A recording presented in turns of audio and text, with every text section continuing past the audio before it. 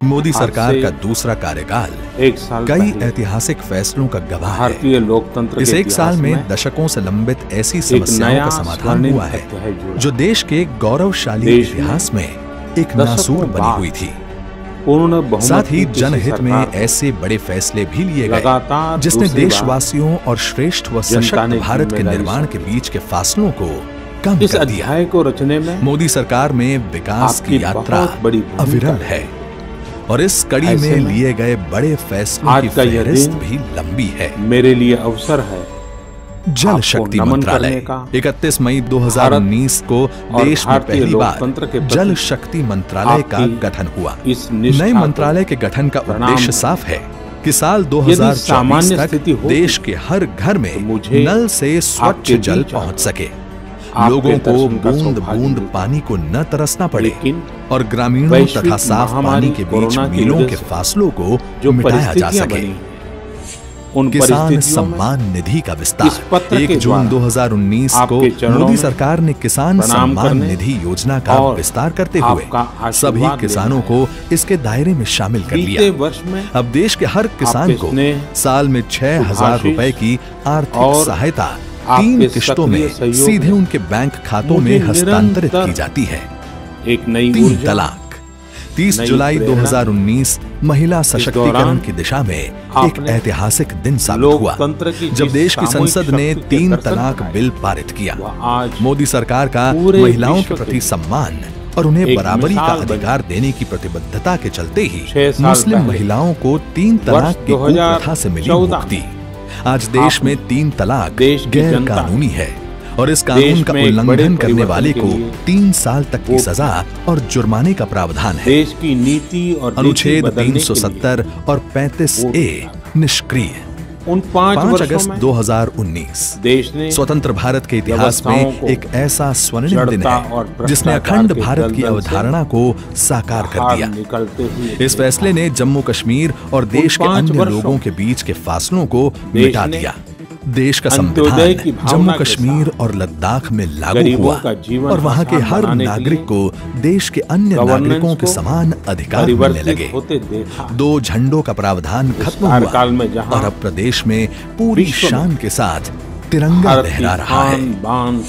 किसानों व छोटे व्यापारियों को पेंशन। 12 सितंबर 2019 का दिन किसानों और छोटे व्यापारियों के भविष्य को सुरक्षित करने के लिए मील का पत्थर साबित हुआ। प्रधानमंत्री श्री नरेंद्र मोदी ने लघु और सीमांत किसानों के लिए और छोटे व्यापारियों के लिए पेंशन योजनाओं की शुरुआत की, जिसके तहत इन्हें मामूली अंशदान करने पर 60 साल की आयु के बाद 3,000 रुपए की पेंशन सुनिश्चित हो सके। मोदी सरकार के इस निर्णय के बाद किसान और छोटे व्यापारी अब वृद्धावस्था में भी आत्मनिर्भर रह सकेंगे। बरसों पुरानी मांगों को अनधिकृत कॉलोनियां हुई पक्की। मोदी सरकार ने 23 अक्टूबर 2019 को दिल्ली के लोगों के हित में लिया ऐतिहासिक निर्णय और अनधिकृत कॉलोनियों में रहने वाले 40 लाख लोगों को न्यूनतम दरों पर उनके घरों का मालिकाना हक दे दिया। वर्षों से कच्ची कॉलोनी में रहने वाले ठीस भारे दिल्ली के ये लोग अब सम्मान की जिंदगी जी रहे हैं। की पूर्ति के लिए क्षेत्रीय व्यापक आर्थिक भागीदारी RCEP सारे फैसले किसानों और छोटे व्यापारियों के हितों को ध्यान में रखते हुए मोदी सरकार ने नवंबर 2019 में क्षेत्रीय व्यापक आर्थिक भागीदारी समझौते में शामिल नहीं होने का फैसला किया। इस फैसले से देश में अनुचित आयात बंद हुआ। ये फैसला किसानों, सूक्ष्म लघु एवं मझौले उपक्रमों, मैन्युफैक्चरिंग, फार्मा, केमिकल्स तथा डेयरी क्षेत्रों के लिए बहुत मददगार सिद्ध होने वाला है। राम मंदिर देश की आस्था से जुड़ा अयोध्या में श्री राम मंदिर का मुद्दा दशकों तक स्वार्थ प्रेरित राजनीति के दुष्चक्र में फंसा रहा, लेकिन असंख्य राम भक्तों के बलिदान और भाजपा की अटूट प्रतिबद्धता का ही परिणाम था कि 9 नवंबर 2019 को सर्वोच्च न्यायालय के फैसले से राम जन्मभूमि पर भव्य राम मंदिर निर्माण का मार्ग प्रशस्त हुआ। मोदी सरकार ने भी मंदिर निर्माण के लिए तत्परता दिखाते हुए श्री राम जन्मभूमि तीर्थ क्षेत्र ट्रस्ट का गठन किया। आज अयोध्या अयोध्या में रामलला को चांदी के सिंहासन में सुशोभित किया जा चुका है हर दिशा और राम जन्मभूमि के समतलीकरण का कार्य प्रगति पर है। करतारपुर साहिब कॉरिडोर एक वर्ष में सिखों के पवित्र तीर्थ स्थल करतारपुर साहिब के दर्शन को लेकर सिख समुदाय पिछले करीब 70 साल से सरकार से मांग कर रहा था, लेकिन राजनीतिक उदासीनता के चलते भारत के लोग दूरबीन से पवित्र गुरुद्वारे के दर्शन करने को मजबूर थे। 9 नवंबर 2019 सिख समुदाय की आस्था को सम्मान देते हुए प्रधानमंत्री श्री नरेंद्र मोदी ने ऐतिहासिक करतारपुर साहिब कॉरिडोर का उद्घाटन किया। अब श्रद्धालु बिना वीजा करतारपुर साहिब में मत्था टेक कर उसी दिन वापस लौट रहे हैं। भारत की करुणा का प्रतीक नागरिकता संशोधन कानून 1950 में हुए नेहरू लियाकत समझौते के बाद पाकिस्तान में अल्पसंख्यकों पर अत्याचार बढ़ते ही गए। पाकिस्तान, अफगानिस्तान और बांग्लादेश में धार्मिक रूप से प्रताड़ित होकर जब ये अल्पसंख्यक भारत आए तो यहाँ की सरकारों ने भी इनके जख्मों पर मरहम लगाने की पहल नहीं की। 11 दिसंबर 2019 का दिन देश में रह रहे इन लाखों शरणार्थियों के लिए एक नया सवेरा लेकर आया, जब देश की संसद में नागरिकता संशोधन बिल सर्वसम्मति से पारित हुआ। बिल पास होने के बाद पाकिस्तान, बांग्लादेश और अफगानिस्तान से 31 दिसंबर 2014 से पहले भारत आए हिंदू, बौद्ध, जैन, पारसी, सिख, ईसाई समुदाय के लोगों को भारत की नागरिकता मिलने का रास्ता साफ हुआ। महिलाओं, युवाओं को ब्रू रियांग और बोडो समझौता दशकों से लंबित ब्रू रेफ्यूजी समस्या का समाधान हो या 50 वर्ष पुरानी बोडो समस्या, मोदी सरकार ने इन दोनों समस्याओं के सार्थक और शांति प्रिय हल निकाले गए। बोडो समझौते से जहां असम की अखंडता का मार्ग प्रशस्त हुआ, वहीं बेहतर भविष्य की नींव भी मजबूत हुई। जमा कराई प्रधानमंत्री गरीब कल्याण योजना लॉकडाउन के दौरान गरीबों और जरूरतमंदों की तत्काल सुध लेते हुए मोदी सरकार ने 26 मार्च 2020 को 1.7 लाख करोड़ रुपए की प्रधानमंत्री गरीब कल्याण योजना की घोषणा की। इसके अंतर्गत गरीबों को मुफ्त खाद्यान्न, मुफ्त गैस सिलेंडर, महिला जनधन खाता धारकों को 3 महीने के लिए 500 रुपए की आर्थिक सहायता व प्रधानमंत्री किसान सम्मान निधि के तहत किसानों को 2000 रुपए देने की घोषणाएं भी की गई। रिजर्व बैंक ऑफ इंडिया ने भी अर्थव्यवस्था को मजबूती देने और देनदारों को राहत देने के लिए महत्वपूर्ण कदम उठाए और सभी प्रकार के टर्म लोन की EMI पर पहले 3 महीने मार्च, अप्रैल और मई की छूट दी गई। जब लॉकडाउन और बढ़ा तो ये छूट भी 3 महीने और बढ़ाकर 31 अगस्त तक कर दी गई। महामारी रोग संशोधन अध्यादेश अलग से विभाग कोरोना संकट के समय निस्वार्थ भाव से कोरोना के इलाज में लगे डॉक्टर्स के लिए सरकार ने 22 अप्रैल 2020 को विशेष सुरक्षा चक्र तैयार किया। ये अध्यादेश लाकर डॉक्टरों और स्वास्थ्य कर्मियों पर हमले करने वालों पर कठोर दंड और जुर्माने का प्रावधान किया गया। वित्तीय सहायता दी जा रही। आत्मनिर्भर भारत पैकेज न सिर्फ कोरोना संकट में देश और जरूरतमंदों को उबारने के लिए बल्कि देश में संरचनात्मक सुधार लाकर देश को आत्मनिर्भर बनाने के लिए मोदी सरकार करीब 20 लाख करोड़ रुपए का आत्मनिर्भर पैकेज लेकर आई है। इसमें लेबर, लॉज, लैंड, लिक्विडिटी से संबंधित क्षेत्रों में आमूलचूल परिवर्तन किए गए हैं। सभी क्षेत्रों में ढांचागत सुधार कर एक लॉन्ग टर्म विजन के साथ भारत आत्मनिर्भरता की ओर आगे बढ़े और भविष्य की किसी भी चुनौती का सामना दृढ़ता से कर सके, ऐसी परिकल्पना के साथ इस पैकेज का खाका बनाया गया है। एक साल में मोदी सरकार 2.0 के बड़े फैसलों ने यह साबित कर दिया है कि देशवासियों की आकांक्षाओं की पूर्ति के लिए वो संकल्पबद्ध है, चाहे कितनी भी बड़ी वैश्विक आपदा क्यों न आ जाए। मोदी सरकार देश सेवा में हर पल अविरल और अनवरत समर्पित रहेगी। तभी तो कहते हैं कि मोदी सरकार ने अपने दूसरे कार्यकाल निर्णयों की वजह से शहरों और गांवों के बीच जो खाई है वो कम हो रही है। पहली बार ऐसा हुआ है जब गांव में इंटरनेट का इस्तेमाल करने वालों की संख्या शहर में इंटरनेट इस्तेमाल करने वालों से 10% ज्यादा हो गई है। देश हित में किए गए इस तरह के ऐतिहासिक कार्यों और निर्णयों की सूची बहुत लंबी है।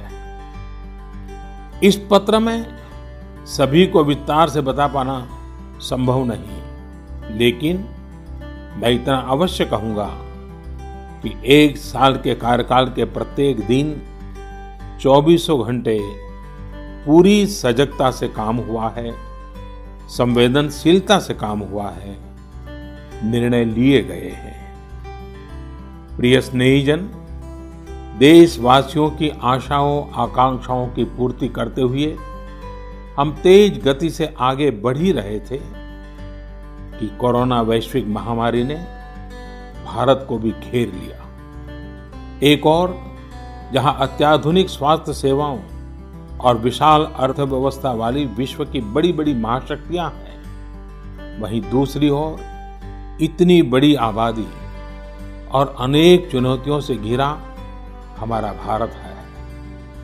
कई लोगों ने आशंका जताई थी कि जब कोरोना भारत पर हमला करेगा तो भारत पूरी दुनिया के लिए संकट बन जाएगा। लेकिन आज सभी देशवासियों ने भारत को देखने का नजरिया बदलकर रख दिया है। आपने ये सिद्ध करके दिखाया है कि विश्व के सामर्थ्यवान और संपन्न देशों की तुलना में भी भारतवासियों का सामूहिक सामर्थ्य और क्षमता अभूतपूर्व है। ताली थाली बजाने और दिया जलाने से लेकर भारत की सेनाओं द्वारा कोरोना वॉरियर्स का सम्मान हो, जनता कर्फ्यू या देशव्यापी लॉकडाउन के दौरान नियमों का निष्ठा से पालन हो, हर अवसर पर आपने ये दिखाया है कि एक भारत ही श्रेष्ठ भारत की गारंटी है। निश्चित तौर पर इतने बड़े संकट में कोई ये दावा नहीं कर सकता कि किसी को कोई तकलीफ और असुविधा न हुई हो। हमारे श्रमिक साथी, प्रवासी मजदूर भाई बहन, छोटे छोटे उद्योगों में काम करने वाले कारीगर, पटरी पर सामान बेचने वाले, रेहड़ी ठेला लगाने वाले, हमारे दुकानदार भाई बहन, लघु उद्यमी, ऐसे साथियों ने असीमित कष्ट सहा है। इनकी परेशानियां दूर करने के लिए सभी मिलकर प्रयास कर रहे हैं, लेकिन हमें ये भी ध्यान रखना है कि जीवन में हो रही असुविधा जीवन पर आफत में न बदल जाए। इसके लिए प्रत्येक भारतीय के लिए प्रत्येक दिशा निर्देश का पालन करना बहुत आवश्यक है। जैसे अभी तक हमने धैर्य और जीवटता को बनाए रखा है, वैसे ही उसे आगे भी बनाए रखना है। एक बड़ा कारण है कि भारत आज अन्य देशों की तुलना में ज्यादा संभली हुई स्थिति में है। ये लड़ाई लंबी है, लेकिन हम विजय पथ पर चल पड़े हैं और विजयी होना हम सबका सामूहिक संकल्प है। अभी पश्चिम बंगाल और ओडिशा में आए अम्फान चक्रवात के दौरान जिस हौसले के साथ वहां के लोगों ने स्थितियों का मुकाबला किया, चक्रवात से होने वाले नुकसान को कम किया, वह भी हम सभी के लिए एक बड़ी प्रेरणा है। प्रिय स्नेहीजन, इन परिस्थितियों में आज यह चर्चा भी बहुत व्यापक है कि भारत समेत तमाम देशों की अर्थव्यवस्थाएं कैसे उभरेंगी। लेकिन दूसरी ओर ये विश्वास भी है कि जैसे भारत ने अपनी एकजुटता से कोरोना के खिलाफ लड़ाई में पूरी दुनिया को अचंभित किया है, वैसे ही आर्थिक क्षेत्र में भी हम नई मिसाल कायम करेंगे। 130 करोड़ भारतीय अपने सामर्थ्य से आर्थिक क्षेत्र में भी विश्व को चकित ही नहीं बल्कि प्रेरित भी कर सकते हैं। आज समय की मांग है कि हमें अपने पैरों पर खड़ा होना ही होगा, अपने बलबूते पर चलना ही होगा, और इसके लिए एक ही मार्ग है, आत्मनिर्भर भारत। अभी हाल में आत्मनिर्भर भारत अभियान के लिए दिया गया 20 लाख करोड़ रुपए का पैकेज इसी दिशा में उठाया गया एक बड़ा कदम है।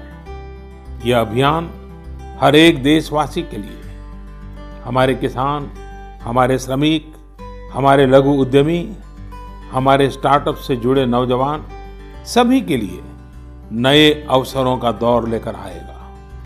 भारतीयों के पसीने से, परिश्रम से और उनकी प्रतिभा से बने लोकल उत्पादों के दम पर भारत आयात पर अपनी निर्भरता कम करेगा और आत्मनिर्भरता की ओर आगे बढ़ेगा।